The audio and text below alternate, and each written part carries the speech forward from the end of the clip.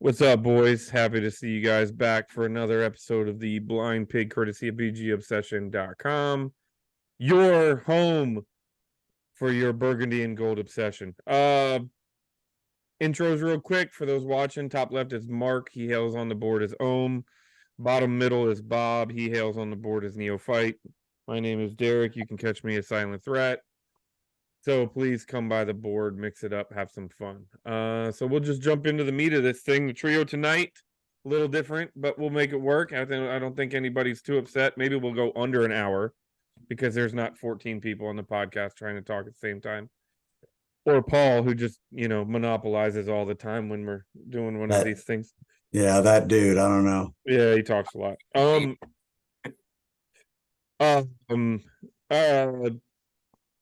Can you call a moral victory off of a victory? Or a moral loss on a victory? I don't know. I'm interested to see how you guys react to this game. We won. Obviously, the win is good. The vibes are good. The rebound. Anytime you win on the road is positive. With Atlanta coming off, having been 3-0 on the at home this season. Apparently, Desmond Ritter had never lost a home game since his high school days. All of those things to come away with a victory. But how are you guys coming out of Sunday? Now that we've digested a little bit. I've come at it from about 8 different places. Yeah, it's always good to win in the NFL. It's really good to win on the road. Although I'm not sure our team isn't better on the road than it is at home, so I'm not sure how much of a factor that is. But I think what I finally circled around to on this one is we are the kind of team that we don't get to claim moral victories, even in a victory. You know what I'm saying? We can't expect to beat anybody. We're not good enough to show up at somebody's house and expect to win anybody in the NFL. We might get there, but we're not there now. So to come out after a horrible defeat at home on national TV and show up and play hard, right? We're never 100% sure we're going to do that. They showed up, they represented, they started fast, offensively anyway, and ended up finding a way to win. I mean, the game itself was kind of wacky. We'll get into the weedy part of it, but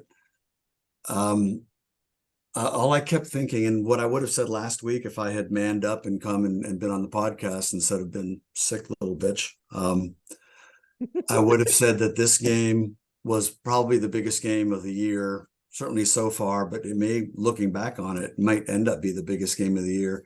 At 3-3, no matter how you slice it, you're in the mix. You are playing for something. You're feeling pretty good about yourself. If we had lost that game and we're looking at 2-4 with the kind of schedule we got coming up, I think would have been real easy to see the wheels coming off. And that's how I went into this one, expecting it to be a real tough road game, but that it might be the biggest game of the year. But they found a way to win it. So I'm hanging my hat on that for now.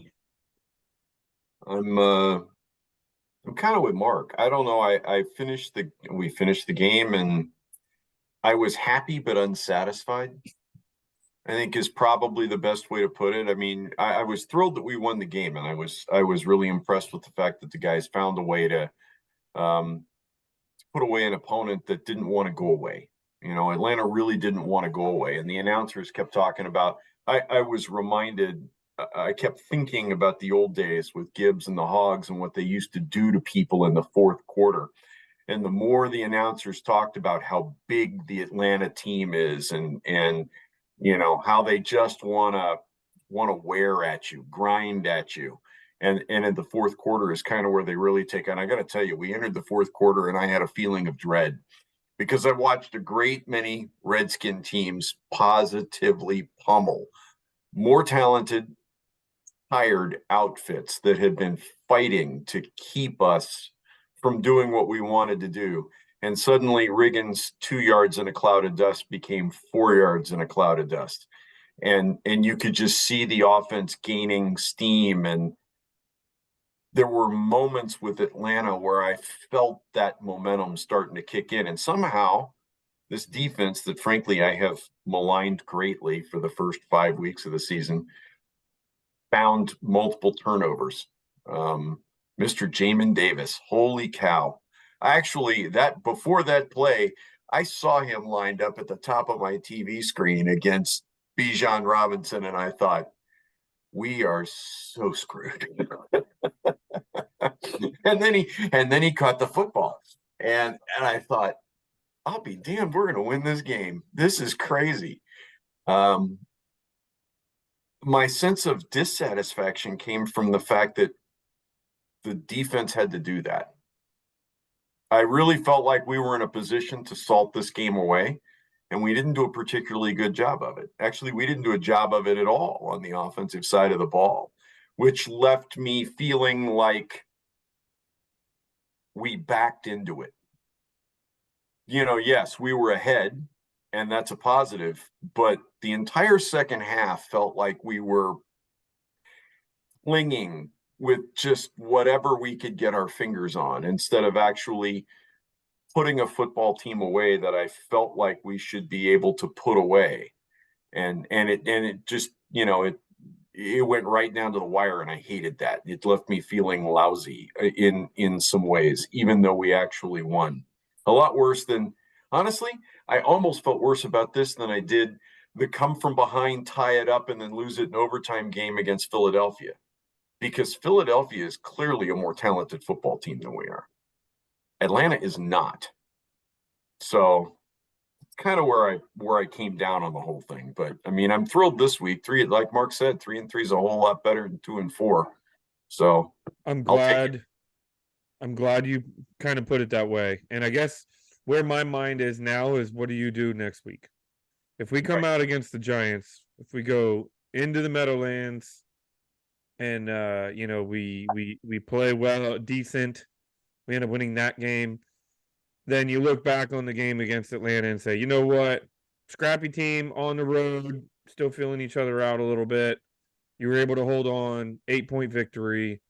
You'll take it. But if you really dig into the meat of this game, we were outgained by double in yardage. Time of possession, I want to say, wasn't even close, and I don't have the stats in front of me. I see Mark is going to.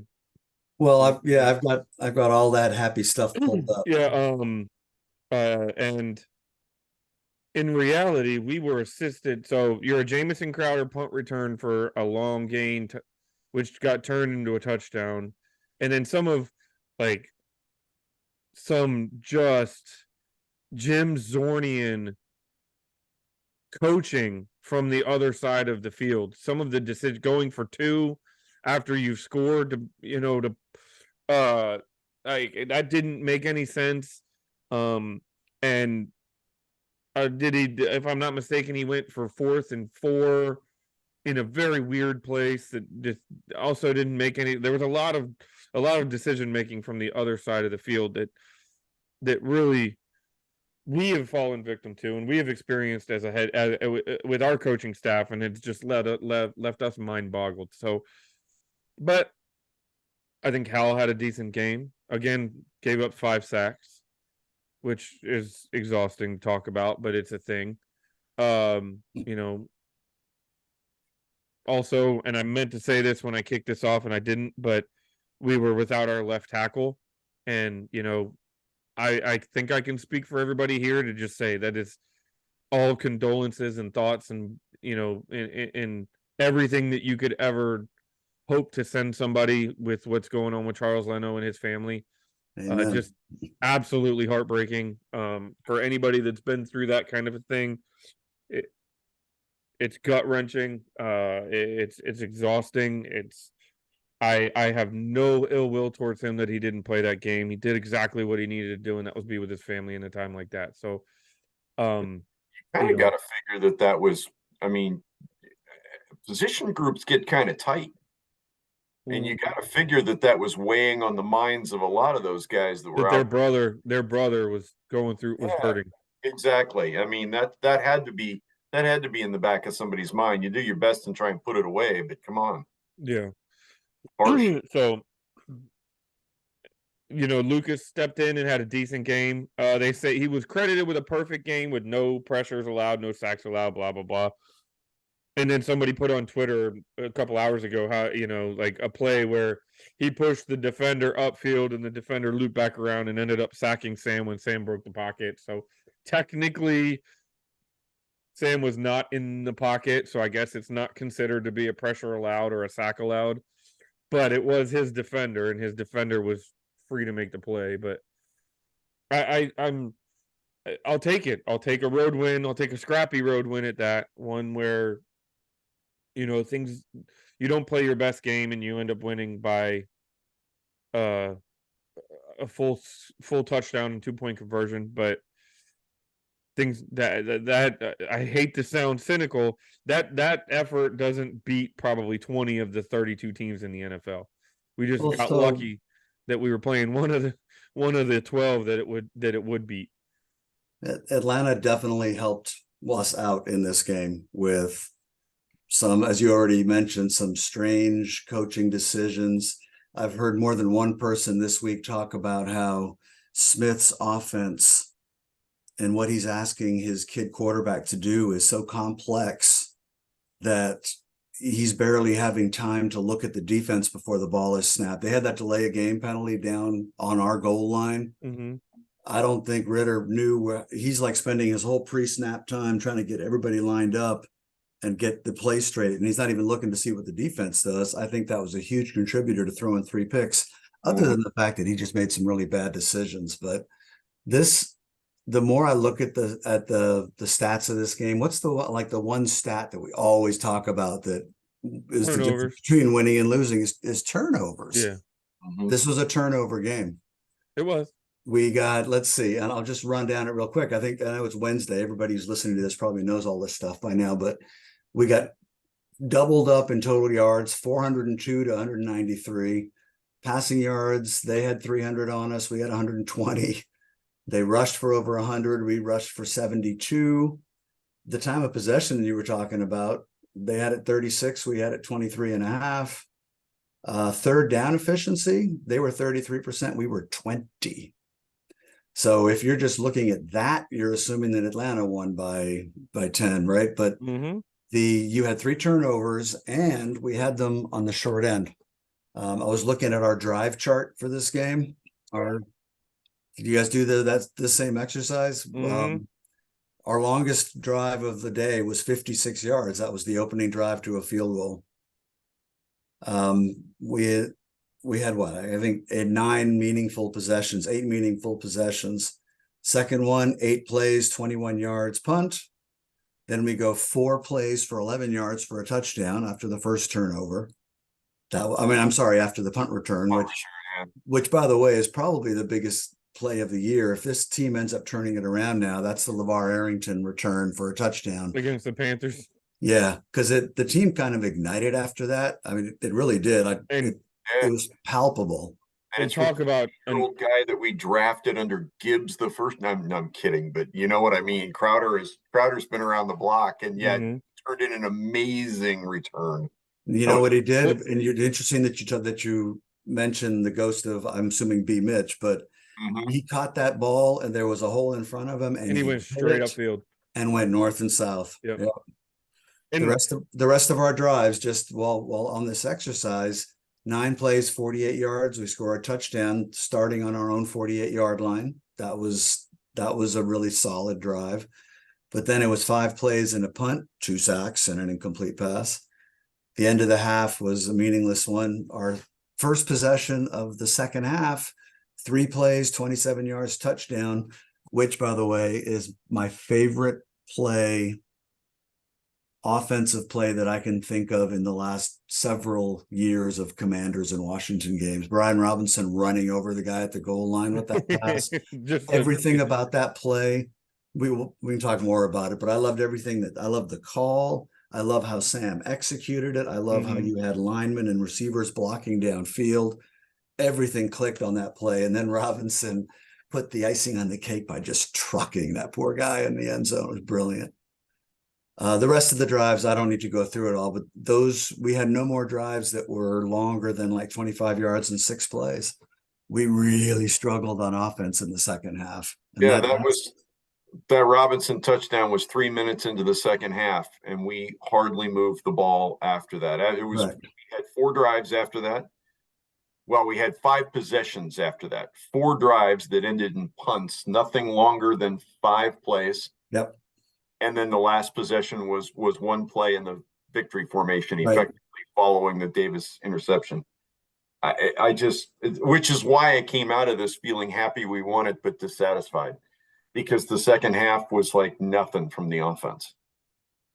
It was so set up for them to put it away, right? Even at 24-16, we get a stop and a chance to just go. We didn't even need to score another touchdown, but we needed to put together a 5-minute drive, 3 or 4 first downs, maybe get a field goal, keep some momentum. And the team just could not convert anything in those last few possessions. And somewhere in there, it's partly Atlanta did a really nice job. But I think if we've noticed a weak link in what the enemy's offense is when you've got to grind it out. We're not doing it, not yet anyway. No, I mean, that's the more so than the fact that we had to punt is the fact that those 4 drives, the first one after the touchdown lasted 3 minutes and 25 seconds. The next one lasted 2 minutes and 13 seconds. The third one, 1 minute and 42 seconds. You notice we're getting worse here. We're not getting better. Mm-hmm. We're getting worse. Then we had a drive that lasted 24 seconds. 2 timeouts and then an incomplete pass, right? Granted, there were, I mean, it wasn't 24 seconds in real time, but still, you're asking a defense that's already spent a lot of time on the field and made multiple stops with multiple turnovers. Yep. There are just days when it feels like one side of the ball or the other is trying to get even with their opposite number and just make them work for it. It's not just days; it's quarter by quarter, half by half. Yeah, most of the season has felt like we've been down on the defense for not, for not holding things when the offense, really needed them to go out and make a stop. Sunday, it was the offense not hanging onto the football when the defense needed a little bit of oxygen on the sideline. Yeah, you have an interception coming. So you have the Crowder return, which is what, a 12 down to the 11. Down at the 11, and then coming out of the half, you have the Fuller interception, which is a 3-play 20-yard drop, 22-yard drop. So you've got 14 points on 45 yards worth of offensive production off of 2 plays that have nothing to do with the offense to set those up. It's just, that is the story of the entire game right there. I really like what I'm seeing from our offense in the red zone. I think we were as creative and effective in the red zone as I can remember us being in a long time. Mm-hmm. Like the play calling, the execution all seems pretty crisp. And it appears that anybody is available. It's not just, how many times did we get into the red zone and it was, all right, well, here's a fade to Deshaun Jackson. That didn't work. Okay, well, now everybody is available. Dotson has red zone touchdowns. McLaurin has targets. Curtis Samuel has targets. Brian Robinson on a screen. Antonio Gibson on a play action boot. It's. I agree, Mark. Sorry, not to hijack your point. No, but I love what I'm seeing there, and it's not just in this game. That's been pretty solid all year, just on my impression of it anyway. What this was striking to me, what we're talking about, that we were unable to close out a game that, if they convert a couple of first downs, that last drive you were just talking about, Bob, we took over at their 44-yard line with an 8-point lead. And how much is left in the game? I forget what the time was, but it's late in the fourth quarter. You put the game away there. You get 2 or 3 first downs, you're kneeling down, it's 24-16, or you get a couple of first downs and you kick the field goal and it's 27-16 and the game's over. So that's alarming. And we are going to be playing. Atlanta did a good job. They get some credit. But going forward, we'll be watching very closely to see if we're able to finish out games. I was worried on one of the earlier podcasts about finishing out games defensively. I never thought I'd be worried about us finishing one out like this offensively, where we literally couldn't do nothing in the last 2 or 3 possessions.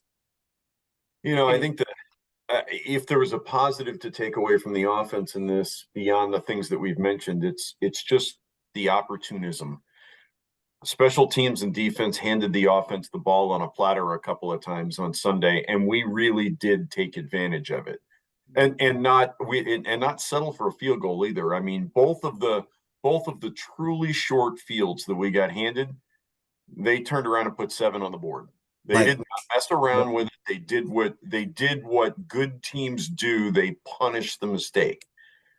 But what we couldn't do was sustain anything, and that just, with a back like Robinson and an offensive line that we have maligned for pass blocking, but felt pretty good about run blocking, to not be able to go out and average. I mean, I don't know. I've got the drive chart up at the moment. Let me flip back to the box score real quick.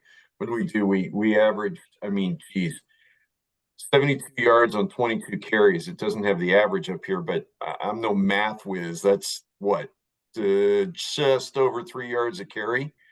I don't know. I mean, Brian Robinson averaged 3.1 a carry. He had 31 yards on 10 carries.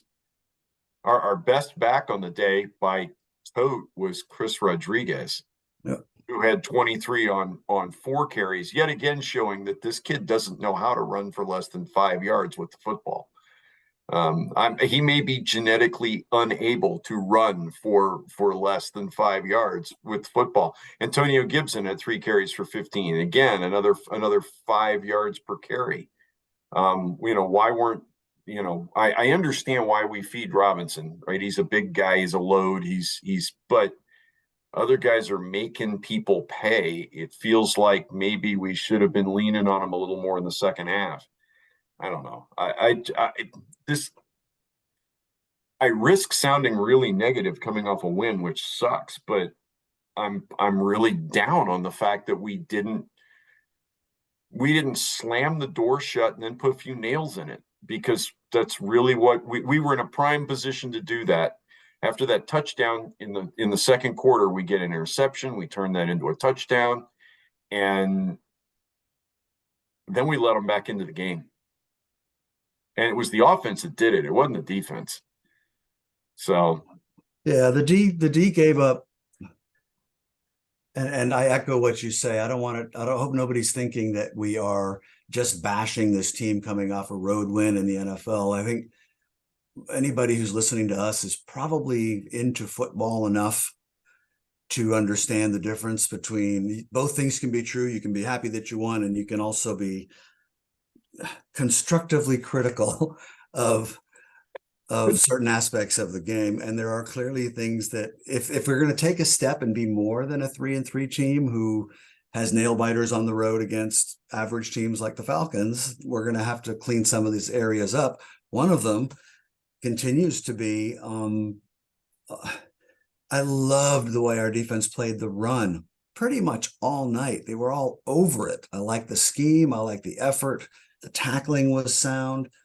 And then it would be 3rd and 8, and there'd be somebody running free, 5 yards past the sticks with nobody not all night, but enough times where they converted over and over. And I don't know if that's more on scheme, if it's more on guys just not doing what they're supposed to do, but it continues to be an issue.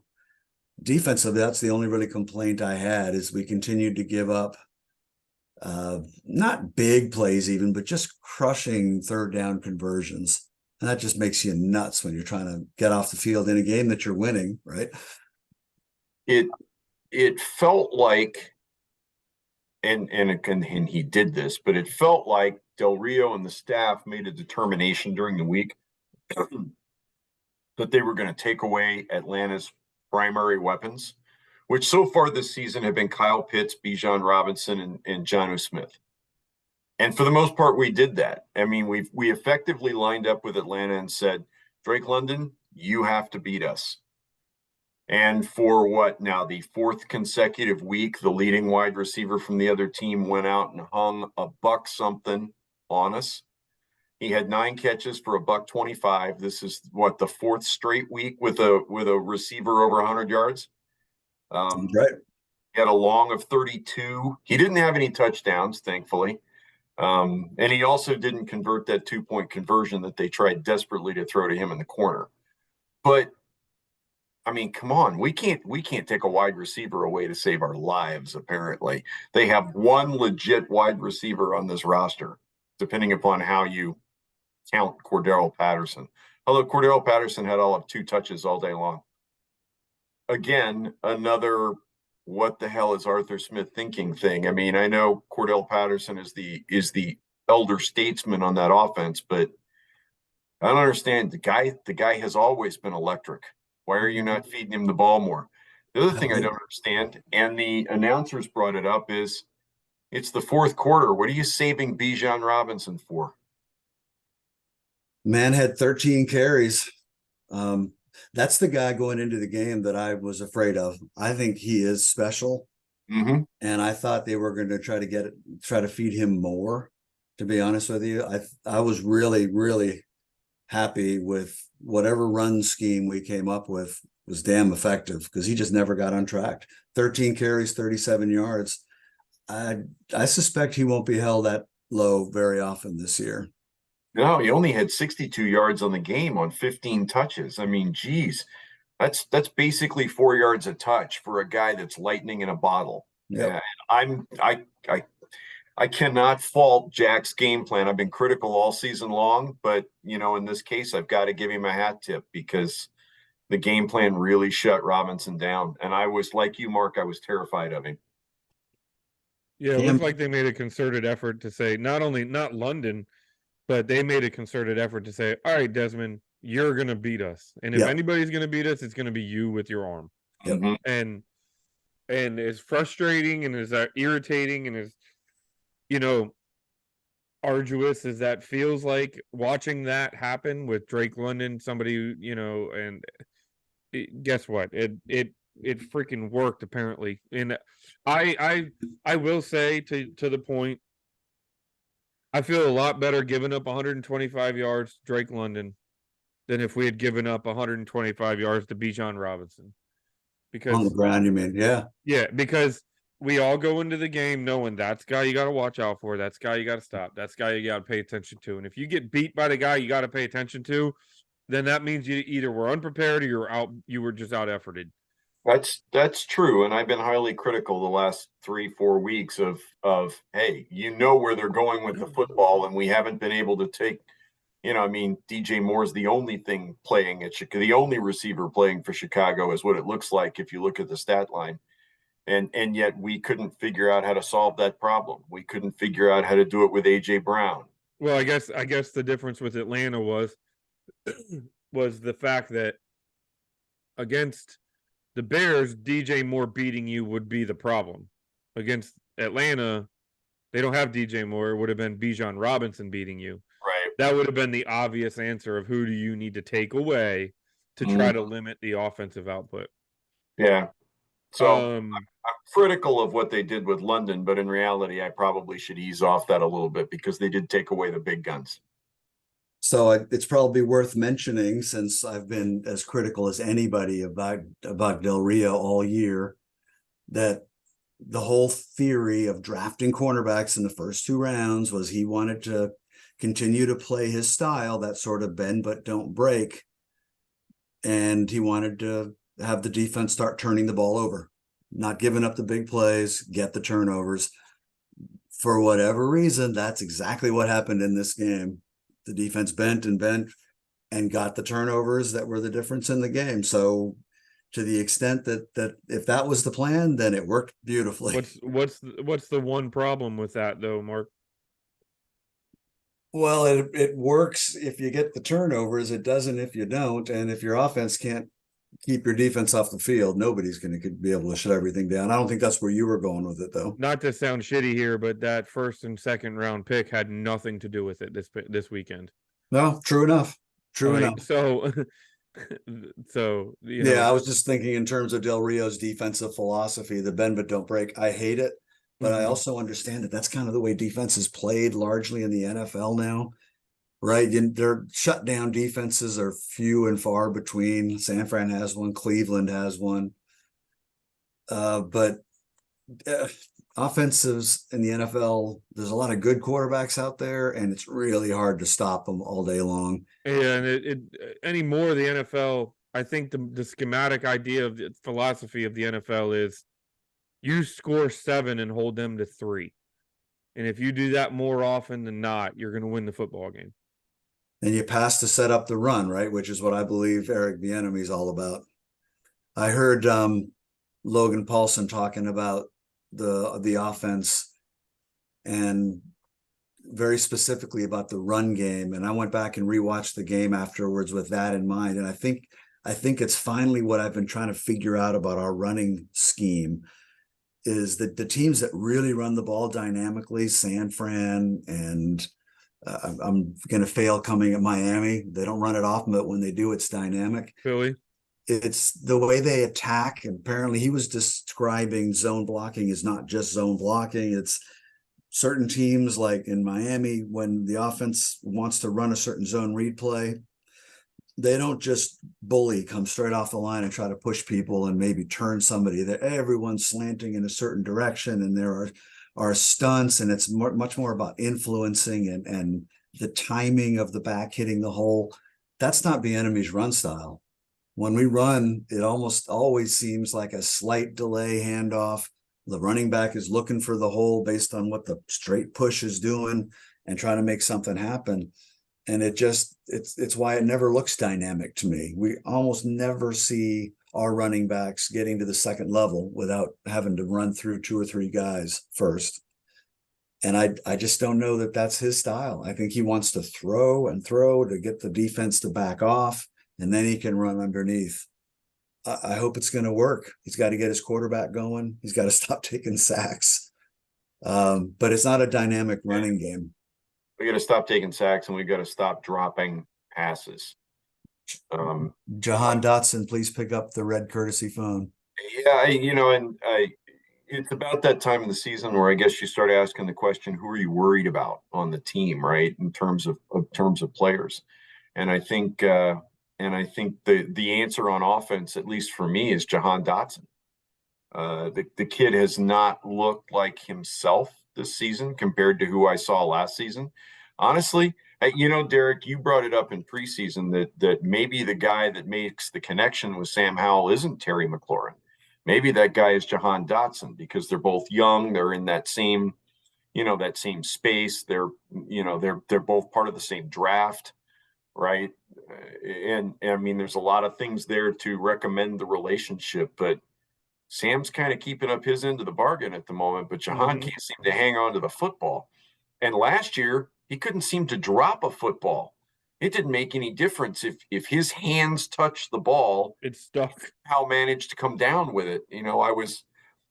At one point in time last season, I compared him to Lester Hayes, who was covered in stickum, right? You remember when stickum was still legal. And it just felt like somehow Jahan Dotson had figured out how to plaster himself an invisible stickum. This year, he's got a football repulsion zone around his hands or something.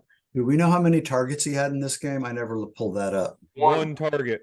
It was just the one, right? So that to me is almost a bigger story. Like if you're only going to get one target a game, I'm not going to say I can understand why you drop a wide open potential touchdown pass like he did in this game, but they talk about getting a receiver into. It's like throwing a pitcher out on the mound cold. Right. They talk about hitting your best receivers early to get them involved and get them going. Well, for whatever reason, Sam and Jahan are not on the same page. I don't know if I don't know what that dynamic is. I really haven't heard the team talk about it much, but oh my God, that drop was painful. I went back and watched it 2 or 3 times. He got one guy to beat in the open field, and it's a touchdown. It's just a perfect pass. It absolutely was painful, but to me, this game felt like somebody, Rivera, whomever, went to EB in the off week or during the week and went, McLaurin has to be more involved in the game plan. Last week I griped about the fact that he's so far behind other quote unquote number one receivers in terms of targets, right? He had 31 going into this game. He had 11 this week. They doubled his targets this week from any game this season. And he only came down with 6 of them, not because there were issues with Terry. Most of those were pretty hard catches or balls that probably wouldn't have been caught anyway. He was just the guy in the area that got credited with being the target, but it just felt like there was some kind of program in the background that Terry hasn't been involved enough, and we've got to solve that problem. And it just looked like they were trying to force the ball into him to start the game with, and it stayed that way. We only threw the ball. We only threw the ball 23 times. I was going to say we only threw it at 7 different targets, and only 5 of those guys caught footballs, which is probably a season low. And it wasn't just I wonder. So I was listening to the Sports Junkies this morning, and one of the producer brought up an interesting point. So I'll throw it at you guys and see if you guys maybe give it some credence. He said in Kansas City's offense, you had Travis Kelce, you had Tyreek Hill, and then you had just a bunch of other guys. So you start to wonder if the offense that Bieniemy not only built in KC but has brought here, secondary and tertiary receivers are almost a set. They're just an afterthought. When you get to the 3rd or 4th read, we talk about Sam Howell holding the ball too long. How is it? I mean, is it possible that in practice they're going to Sam and they're saying, if 1 and 2 aren't there, you need to bail, right? If 1 and 2 aren't there, check down, which means he might not even be getting to Dotson. He might not be getting to these other guys, and these other weapons that are on the field that we're all like, there's one football and you got to spread it around. But at the same time, if you get past Terry and Logan, at that point, with this offensive line, are you really expecting him to be able to focus on his 3rd and 4th and 5th read? But this week, Logan Thomas only had 1 target. I know, but I'm just saying, because in the past, Logan Thomas has been the focal point of the offense. He's led the team in targets to this point. I didn't listen to that thing in the Junkies. I guess my first blush reaction is comparing any offense with a rookie quarterback like the one with Pat Mahomes, the one with Pat Mahomes. And my experience watching Kansas City play, I never really got the impression that I think Mahomes throws it to any fucking buddy who's open. Right. I don't really know what the context was, and my overall sense of it is with going back to Sam now. I think if my only issue with Sam Howell is that now for several weeks in a row, I've been listening to various analysts who do film breakdowns and look at this kind of stuff. And the repeated message is that in, 3-4 times a game, which generally result in sacks, it's when Sam is going and gets rid of the ball, first or second read. I mean, he's brilliant, but 3 or 4 times a game, there's that half a second sort of brain lock, it almost seems like.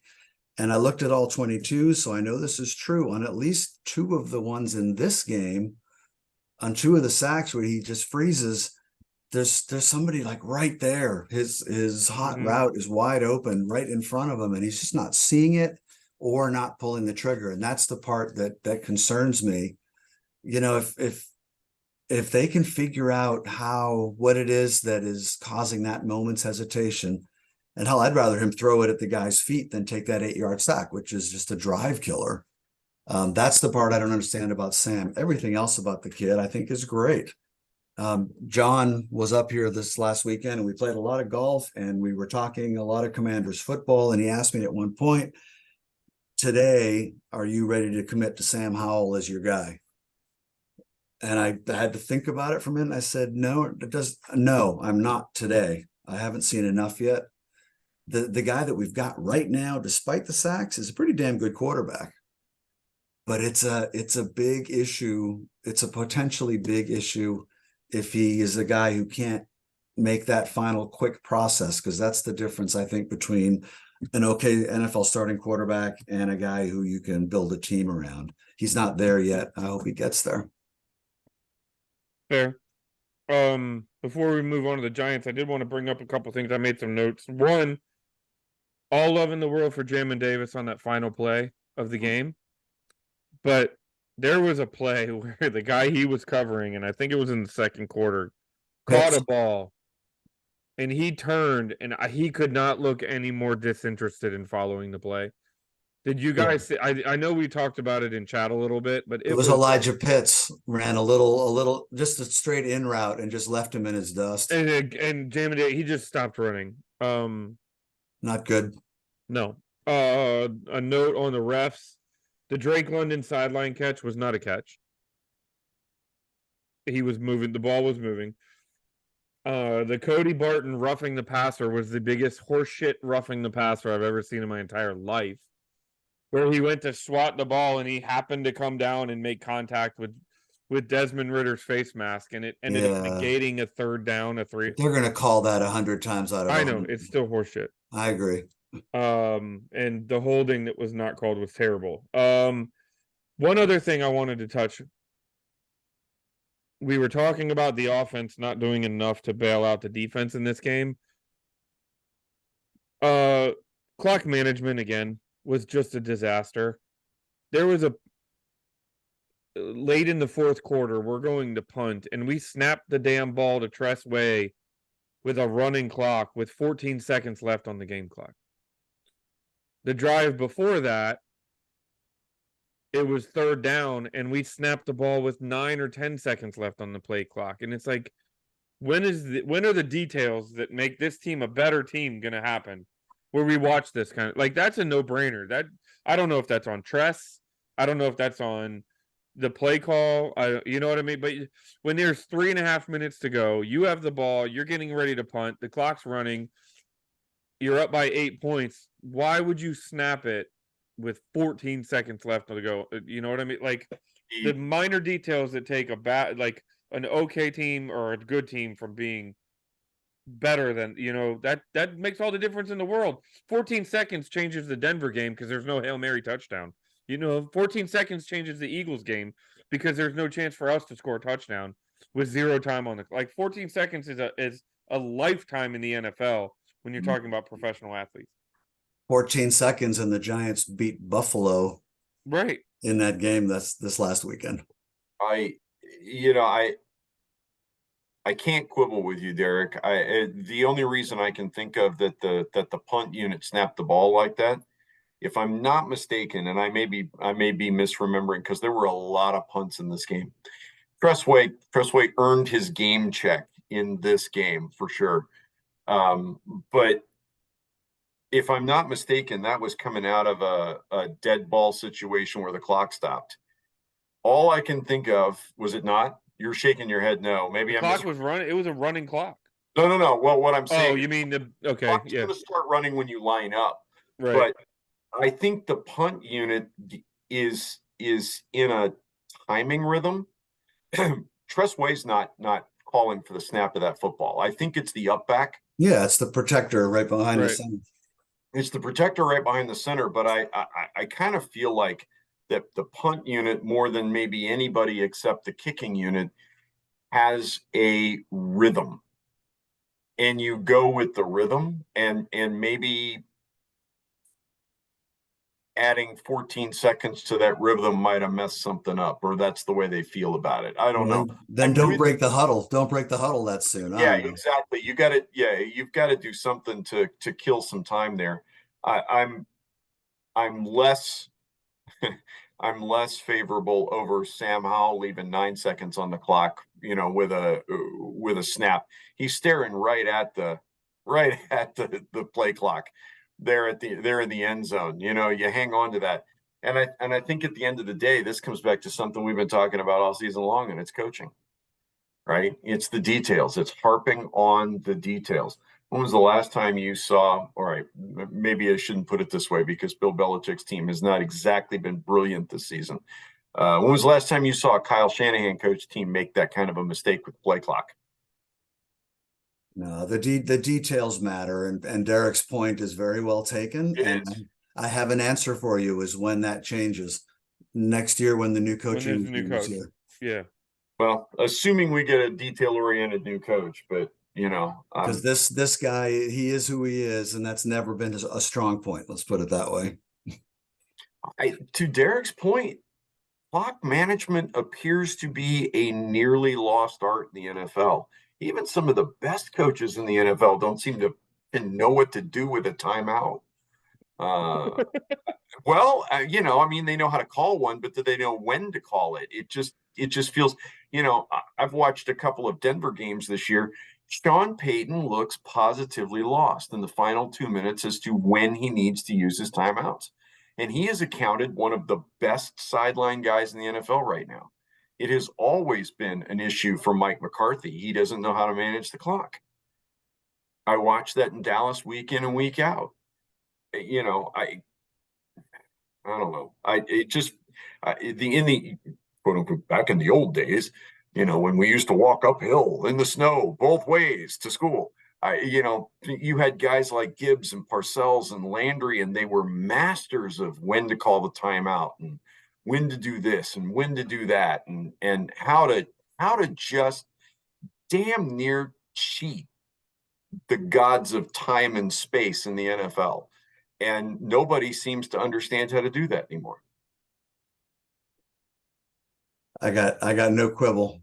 You can No. tell, right? You know it because when you see a team that actually does have good clock management, it's like, damn, that was really good. Yes, It yes. stands out now. The announcers don't have to call it out. The fans are going, ooh. Mm-hmm. So, any other final thoughts on Atlanta? We won the game. I'm Yeah, really thrilled one that we other, we won the talked about game. the Dotson drop. Or yeah, the Dotson drop. The De'Ami Brown pass coulda, shoulda, would have been caught. His hand was held a little bit. Playmakers make that play. Those two. So I think Howell ended up with what, $150. I think 151 passing. 51. I mean, those two plays are the difference between 151 and 225 and an additional touchdown. Correct. You know, and it had nothing to do with Sam Howell. The ball was placed perfectly on both of those throws. It was done in, you know, that is the thing that jumps off the page the most to me at Sam Howell. Isn't just the completions, but it's the misses. Because how many times have we looked at the misses and we said, yeah, that ball's a little behind him, or yeah, that, you know, that it was a short throw or a lollipop that allowed the defender to make a play. With Sam Howell, it's not. The ball's there. The man's You know, got a great touch down the field. You know what I mean? yeah. Those passes they're feathered, they're on the money, Mhm. they're tight spirals. He throws a beautiful football. When there's a crossing pattern, it's hitting the guy. If if there's nobody in front of them, it's hitting them out front where they can catch it and run. If there is somebody in front of them, generally it's hitting them in the back shoulder or in the number so they can turn and somewhat protect themselves. So ball placement is huge with him. So that's one of the most exciting things about Hal, you know, beyond sacks. When if you want to talk about positives, is just watching somebody who can take a 30-yard ball and put it in a bucket, even if the catch isn't made. You know, and that won't show up in the stat sheet. I just hope that's not lost. That's all I'm trying to say. I was with you on Diami, by the way. I'm just about done with Diami Brown. I don't know what there's a lot of added value there. Not only did clearly the guy's holding his arm, right? Should have been a PI, but a good receiver either one fights through it and makes the catch anyway, or two sells the PI. I mean, it just was way too casual for my taste, and I've seen too much of that. I'm kind of done with it. And we have not mentioned Chase Young's name. I watched every play of the second half and I focused on Chase Young. And I think of if it was 40 snaps on 2 or 3 of them, you thought, damn, there's an athlete. He's getting after it. The rest of them, not so much. Yeah. You know, and I haven't gone back and done any math. This is just an impression, Mark. I did not spend the time you've spent looking at Chase. It felt to me like he saw more double teams, more chips, more guys helping out a little bit. He wasn't one-on-one with the offensive tackle this week the way he has been the last 2 or 3 weeks most of the time. It felt like every time I turned around to look, every time I went, where the hell was he? I found him trying to fight his way off of 2 guys or having been, hit hard by somebody on his way out of the backfield. Now, is that every play? Sure not. But when I thought about it. So that was my feeling, just to, throw a mildly alternative view out. Granted, I was a little disappointed. I expected to see him step up more. I didn't get that sense in focusing on him. What I did get a sense of is, and this is just impression. I have no idea if this is based on anything. It's almost as if he decided, okay, this week I am simply going to do my job, because on half the plays it looks like, I mean, he's, for one thing, he's in a 2-point stance on that end, which is weird, and no one's explained that to me yet. And 2, he's just kind of playing his little spot, and he's getting up the field to set an edge, maybe, and just kind of seemed like he was being passive to me on some of it. And what I expect to transition to New York now, what I noticed a lot in this game, I meant to go back and chart, because I've got so much free time, how many times Atlanta ran left. I think it was a lot. And I think we're going to see that a lot on Sunday with the Giants and Saquon. I think they run at Chase Young and count on him to overcommit one way or the other and go the opposite direction. I think that's how I'd attack our running game. I'd go right at that guy, let him take himself out of the play and run through the hole. Mark, I don't know if you're listening to local media, but they're gushing about Chase Young, and I'm listening to them, and I'm like, "What are you seeing?" They're gushing about the PFF stuff, right? About right, and I'm like I'm watching Chase Young. There was a play, and I commented on it in chat, and I almost feel like I'm being negative, and I hope the guy. I'm not rooting against him. I promise. He got underneath the tackle, lifted the tackle up. He has his hands up, and he's pushing the tackle. They're standing there like this at each other, and he's not pushing. He's not shedding. He's not chucking. He's not ripping or doing anything to disengage. He's just remaining engaged. And I'm watching him like, what are you doing? Ritter's just standing back there. They're over here playing patty cake. Like the tackle won the rep. Just because you pushed him back a yard, he won the rep. Like, what are you like? What is going on? Like, am I the only one seeing this? I would I'm kind of challenge. glad you're being critical, Mark, and I'm not saying that in a bad way. No, I'm being critical of Chase. I would challenge anybody who is gushing about Chase Young in that game to do what I did. Just go get the condensed version and watch that guy on every play. And at the end of that, let's talk about whether or not this is an impact football player. He's not. It feels to me like Chase Young is winning. He's passing the stat test and failing the eye test. And anybody that's watching the football game goes, where is he? Where is he? I've read all week about the number of hurries that he's responsible for. He's not hurrying anybody enough to make mistakes. 2 of those interceptions Desmond Ridder threw, he wasn't under pressure. He just didn't see the guy. I mean, so it's not like the defensive line can claim, yeah, we made him uncomfortable. Desmond Ridder wasn't uncomfortable. Desmond Ridder just made a mistake. And we're not forcing guys into those mistakes. I'm kind of with you. I mean, obviously I just defended him a little bit because to me, I saw a lot of double teams. But again, I did not spend the time looking at every single snap and staring at Chase Young.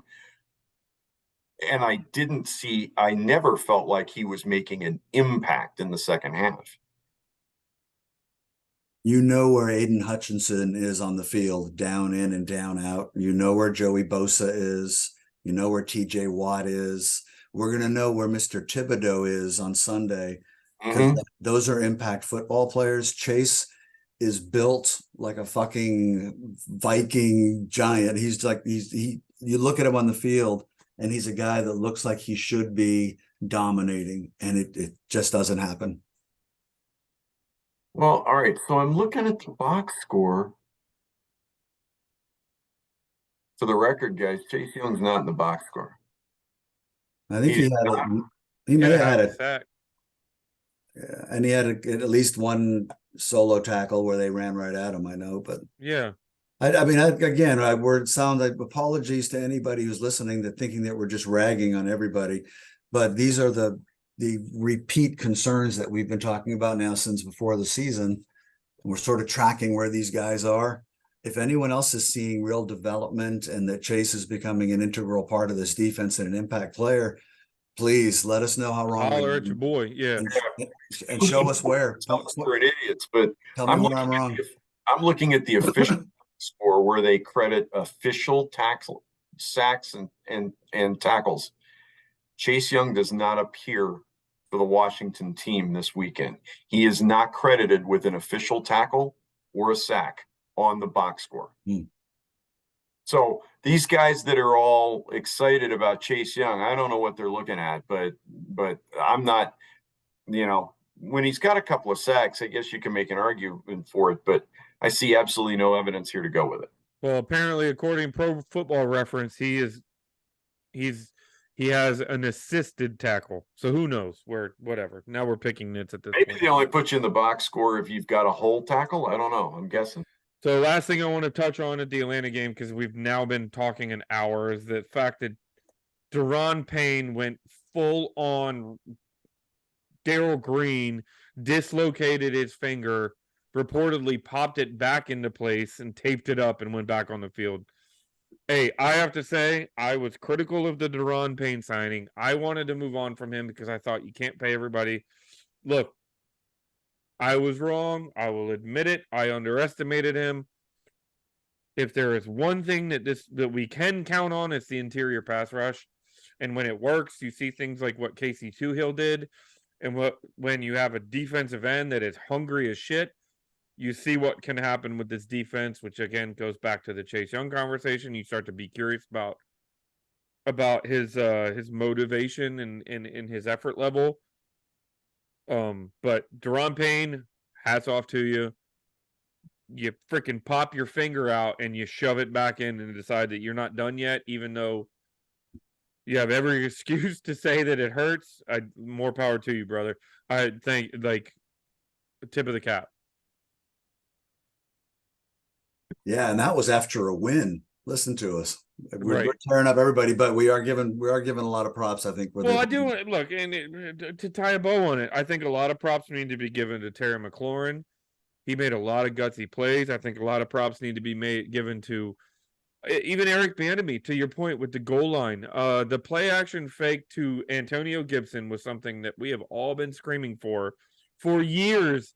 About why do we always find it that we're the team that cannot utilize play action in the red zone? Howell had a really good game. I think the offensive line was not terrible.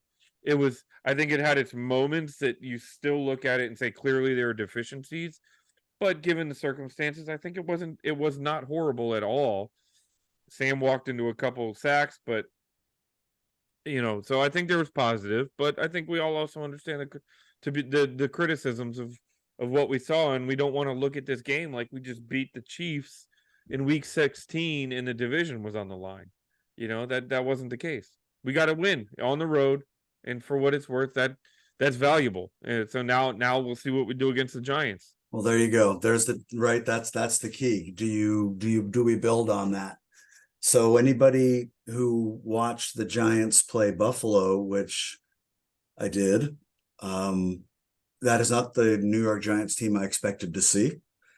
It did not look like a 1-4 team. I know there's a lot of reasons. Derek and I were chatting briefly before we went on that the Bills came back from London last week, and generally the teams that play in London take a week off after that game, like the bye week. That did not happen here. I don't think Buffalo was at 100%, at least not early. But to me, the story of that game was the Giants came in and played like a team that expected to beat the Buffalo Bills in Buffalo, and they damn near did. I think we have our hands full up there this weekend. I will say to add to your almost caveat about the Bills. They lost potentially their best defender and certainly one of the best linebackers in the NFL last week for an extended period of time. So obviously he didn't suit up against New York. That's a big hole to try and fill. But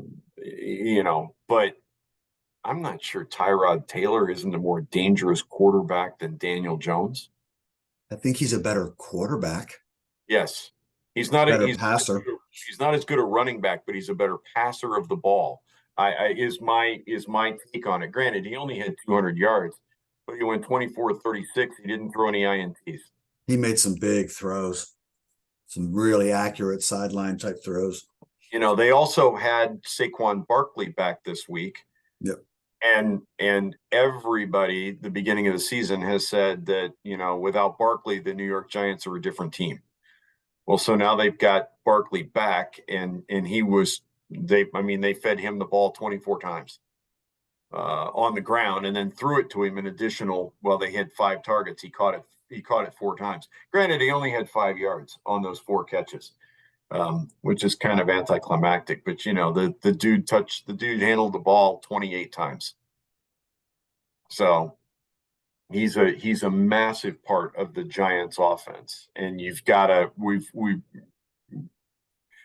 do to him this week what we did to Bijan Robinson this last week. I was gonna say, at this point, it is all Saquon, and it is all making sure whoever is at quarterback does not run for 60 yards and convert multiple third downs on you. You stop that. If they beat you with their arm, they beat you with their arm. Yeah, if I'm Jack Del Rio this week, I'm focused on Saquon Barkley, and I'm focused on Darren Waller. Yeah, Waller underneath matched up against one of our linebackers. That's what also I'm trying to do on the Giants. I want to do to Waller what I did to Smith and Pitts this week. I want to do to Barkley what we did to Robinson. I would really like for Slayton not to hurt me on the outside, but I'm willing to give some of those yards up if we can take away the other weapons that have had better seasons. They yeah, I expect that we're going to see a very similar game plan to what we saw against Atlanta. I think we'll load up. We may do that sort of hybrid. They're calling it a 3-4, but with both defensive ends then lined up outside of that, our 5 like a 5-2, the Cinco front that we're running. I think that makes sense for this game too, because Derek, what you were saying earlier, you can't let their best player beat you at what he wants to do. You got to take Saquon away and make them beat you with something else. And that hopefully is not, if it's Daniel Jones, who may well play. I mean, he's killed us with his legs over the years, not with his arm. So contain them on the ground, quarterback and running back, and make one of their quarterbacks beat you throwing the ball. So that, I mean, anything other than that would be a really big surprise. Throwing the ball downfield. Don't get dinked, you know what I mean?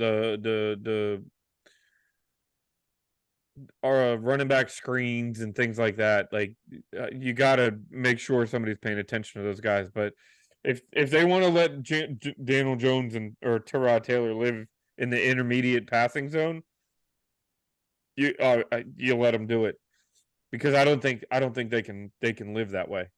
I don't think they can probably move the ball between the 20s. I don't think their red zone offense is really going to scare anybody unless they're able to run the ball down there. If you're going to make Daniel Jones or Tyrod hit tight windows down inside in the red zone, then let them, hats off to them if they can do that. I don't think they can. And I'm hopeful that's what we're going to see, is we'll give up yards and get frustrated, and then we'll hold them to field goals and hopefully continue to get turnovers.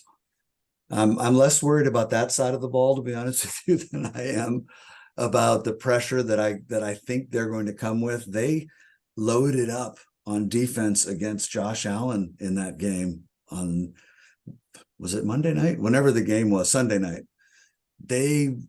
Early on, they just came. They had tons of people up around the line of scrimmage, and they were dropping some and blitzing others and doing run blitzes and stunts. I think Sam's going to just get an eye full of bodies at the line moving around. He's going to have to sort it out and get rid of the ball, get it out quick.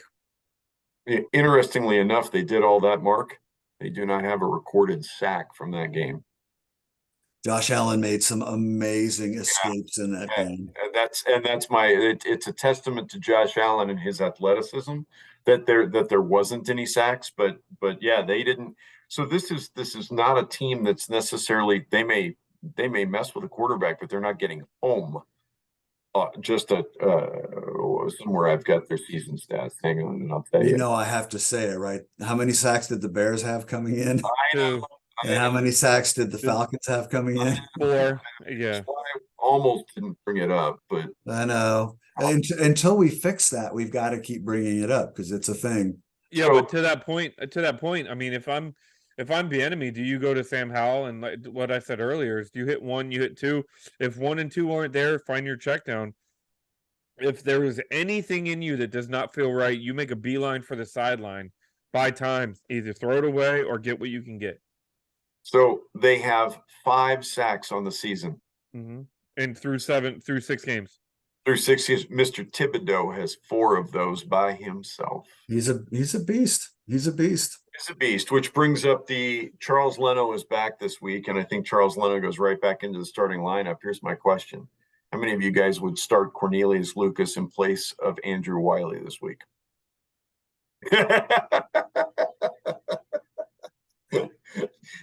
Derek jumped on that one. Mark, what do you think? I would like to think yes, a qualified yes. I mean, I wish I could sit there and I'd love to see what goes on at practice and how they're doing the game plans and all that. I don't know why they don't do that anyway. You'd like to think there's a reason, right? That I don't know is the answer. I have no problem with that move. Let me put it that way. I'd like someone to explain to me why they don't make that move. Yeah, I'd like somebody to ask that question in a press conference. You won't get a straight answer, but it's the right question, right? I mean, Lucas didn't play poorly last year. They announced the signing of Andrew Wiley, and all I could think was, I'm not sure he's as good as Cornelius Lucas. I'm not sure why people are excited about this. It's not like he's a young guy that's going to grow into it. This is a guy that's a mature NFL player. He's not. You can't argue he's still getting better. We got a player that now, and here's the head scratcher for me. I haven't gone and checked the free agency wire in the last week or so, but I haven't seen in the headlines that La'el Collins has been signed by anybody, and apparently he's physically fit and capable of playing again. Well, Yeah. and we have a tackle on our team that was activated this past week that apparently was showing out in camp and was, the Mason Brooks was the camp darling when he was pancaking defensive tackles in camp, and not just defensive tackles, but the likes of James Smith-Williams and William Bradley King and guys that have been in this league for more than 5 minutes. So why I hope it's not a Bieniemy, nepotism thing where that's his guy and we're never going to see anything different because of that. Like, I pray that's not the case. But at the end of the day, we're losing. We're giving up 5 sacks a game with him. What worse could happen? Okay, like even if you try to tell me that it's not all on him, yeah, sure, half of them are on Sam. Then you change is it because Sam is struggling with the protection packages? Then you figure out a way to simplify it or make it better. Is it because Sam's stepping up into a sack? Then you coach him up or you put somebody in there that can buy him the extra second to give him what he needs. Yeah, this week I didn't. I just remember 2 in particular, but 2 of those sacks, Sam tried to escape out to his left and ran right into a defender. Yeah, where it ran right into the field of, I mean, the offensive lineman that was blocking doesn't have eyes in the back of his head. He doesn't see where Sam is going. He has no way of knowing. He wasn't exactly blocking the guy into Sam's path, but he also wasn't between the guy. And so shedding him to move laterally and tackle the quarterback was just easy. They were easy sacks because Sam ran right into it instead of standing his ground and just throwing the football out of bounds. Forget the check down. Why not just, okay, it's over. I haven't noticed my check down. It's not about boom, just heave it out of bounds. Get outside the tackle box and put it past the line of scrimmage. So here's some things to be happy about coming up in this game. I went and decided to do some looking at how our offenses and defenses stack up, because I know the Giants really struggled early. Defensively, the Giants are 31st against the rush. They're 14th against the pass. They're 28th in scoring, and they're 27th in total defense. Conversely, Washington we are no longer dead last in scoring, by the way. We are 30th. We're moving up in the rankings. We're under 30 a game. It's like 29.3 or something now. Hold the team to 16, and that it helps a little bit. So what I saw in looking at the stats, now we're no juggernaut either. We're 25th in rushing.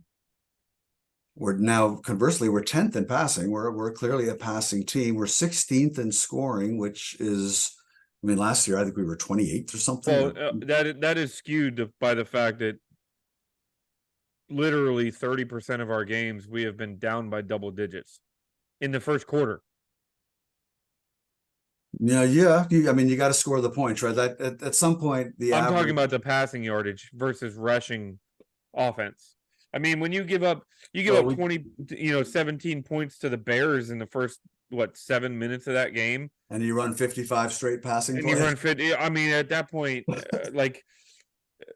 let's be real. You give up against Buffalo, we were down double digits in the first half of the first quarter. So. Well, and the truth is, we are a passing team, right? I mean, we've been talking about that all year, so that's not going to change. It's Eric Bieniemy's game. And I'm looking, that's not going to change. I'm looking at the Giants, and you're talking about their scoring defense. They've also played the Cowboys, lost by 40. They gave up 28 to the Cardinals. They played the 49ers and gave up 30. Played the Seahawks, gave up 24. Played the Dolphins and gave up 31. Literally only this last game did they hold a team below 24 points, and it was Buffalo. So, what are we more likely to see? This past week's Giants or the first 5 weeks of the season? Well, the Giants have had this one circled on their calendar, right? They're not scared of Washington coming in there. For whatever reason, they really like us, and I'm a firm believer in the concept of teams having that boogie team, that one team that just has their number no matter what happens. And in all honesty, it feels like New York is that team for us, more so than Dallas, more so than Philadelphia. And so this is one of those games we could be 15-1 going into the last week of the season, and the Giants 1-15, and I would have a really hard time picking us to beat New York. They match up well, whatever it is, and Daniel Jones, his record against the rest of the world ain't that great, but he's 5-1-1 against Washington. He got a $40 million a year contract because he can beat us. Pretty much.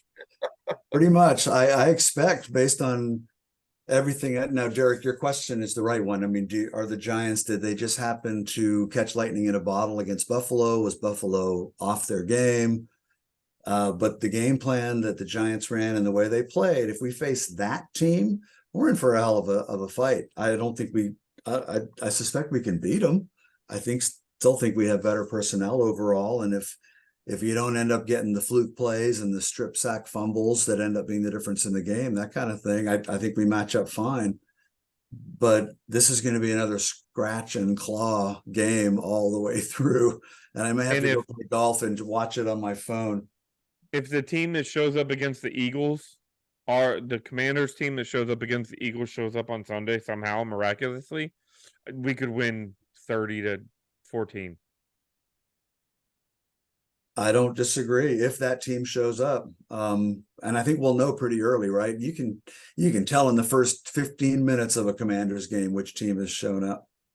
And Mark, you just said something that clicked with me. We've had a sack problem. This isn't the first time we've had a sack problem. We've had a sack problem for years. Sam Howell's giving up a lot of sacks. He's not giving up the football. He's not. How many fumbles do you think Taylor Heineke? I love Taylor Heineke, don't get me wrong. How many fumbles would Taylor Heineke have had at this point in the season if he had been sacked 34 34 times. times? How many of those would have been fumbles? More than I think Sam has one. I think there was one strip sack out in mid. I think it was against Denver, out around midfield. I'm remembering. I was just looking for that, and fumbles isn't on the yeah. I think that's the only one, and it's not, and it wasn't just Taylor. Kirk Cousins used to cough it up on a regular basis when he got hit too. Yeah, so Sam's tough as hell. He hangs on to it. Sam's taking the yards, but he's not choking up the football, and he definitely isn't giving it up in scoring position. And that's how New York beat us last year. The defense scored. I think the defense scored in both games. Now that I think about it, probably. I don't remember. I know they scored in the second game, and we still darn near won it if the officials had actually called the pass interference guy in the end zone. We had a shot at it, but it is what it is. So yeah. All right, well let's put our money where our mouth is, guys, and figure it out. What happens on Sunday? Give me your best shot. In New York, right? It is in New York. My gut, the sinking Redskins fan in my heart feels like this is a letdown. But my rational football brain knows I think we need to win this game. I think we need to win it well.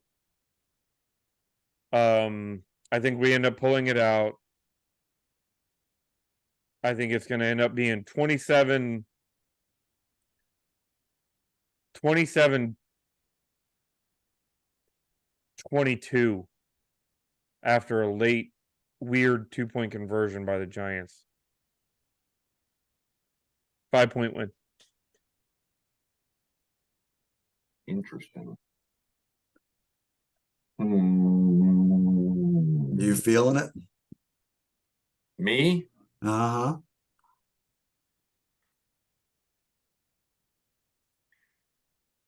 My heart is. Yep.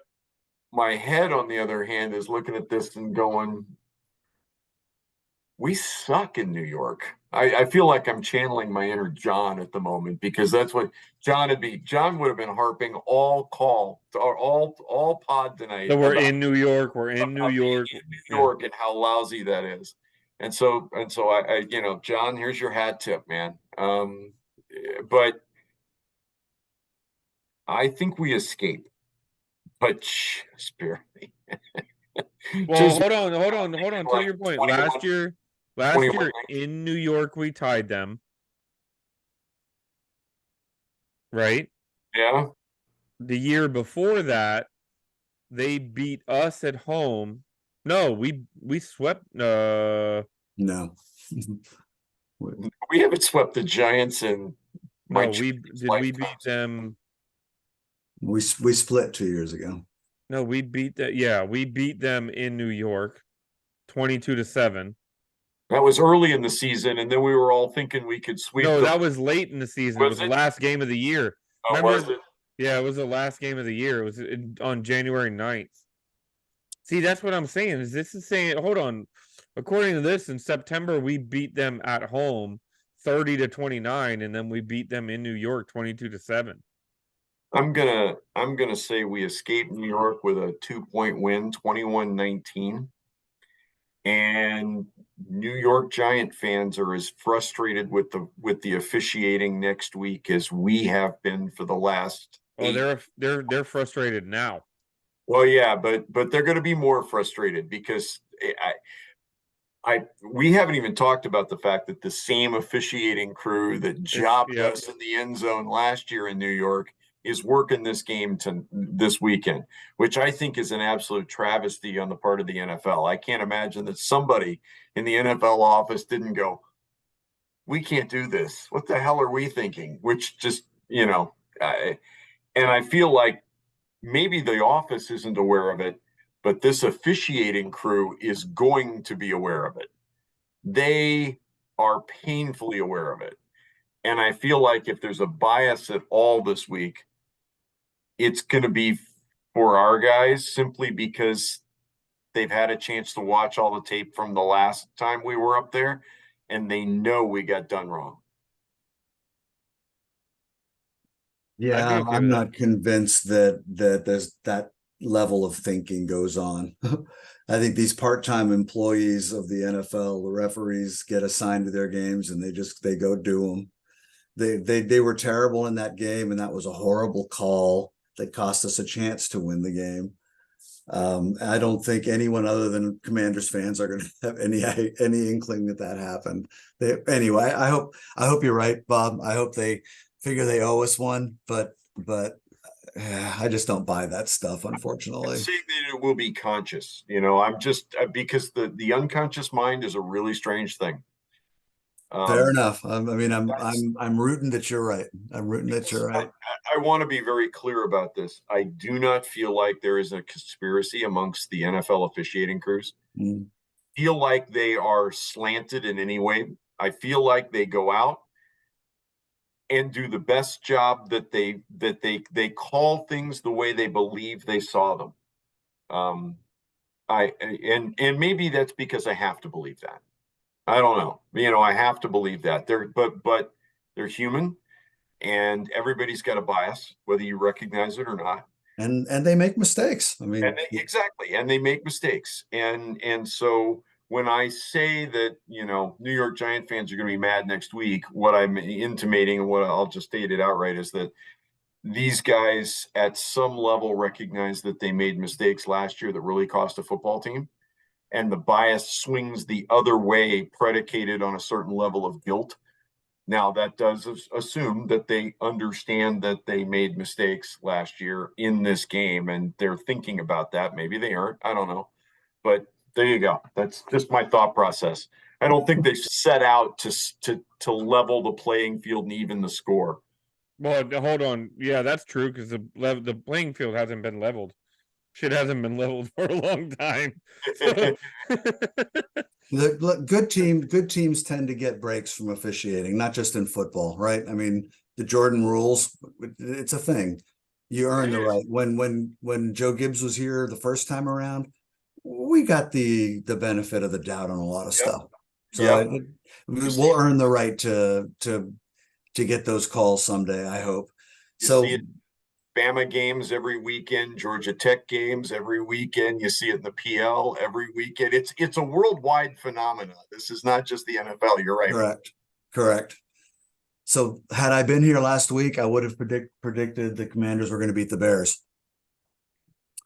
So because I would have been loud wrong, I plan to be loud wrong again this week, and I am going to predict that we go to New York and have New York kind of things happen to us, and we're on the wrong end of like a field goal in the last 30 seconds or something.